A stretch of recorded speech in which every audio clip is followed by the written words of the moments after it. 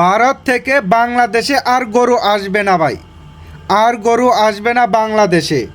কেন আসবে না? কারণ ভারত সরকার অলরেডি ঘোষণা দিয়ে দিয়েছে যে আমাদের মাতাকে মানে গরুকে বেচা কেনা করা যাবে না, বেচা কেনা করা যাবে না এবং কি কুরবানি দেওয়া যাবে না।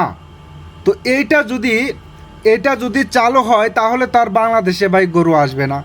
আর বাংলাদেশে যদি গরু না আসে, এই যে লাখ লাখ গরু বাংলাদেশে আসতো কোরবানির সময়, তো এই গরুগুলা এখন কোথায় যাবে?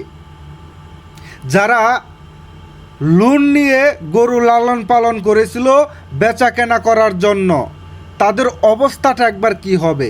আপনারা কেউ কি একবার চিন্তা করে দেখেছেন, একবার ভেবে দেখেছেন যে তাদের পরিবারটা কিভাবে চলবে?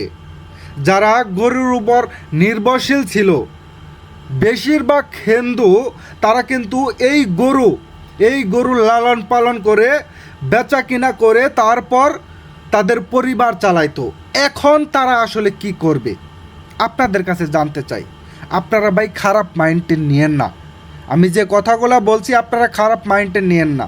আপনারা বুদ্ধি খাটিয়ে ব্রেন খাটিয়ে একটা জিনিস চিন্তা করে দেখেন তাদের অবস্থাটা একবার কি হবে।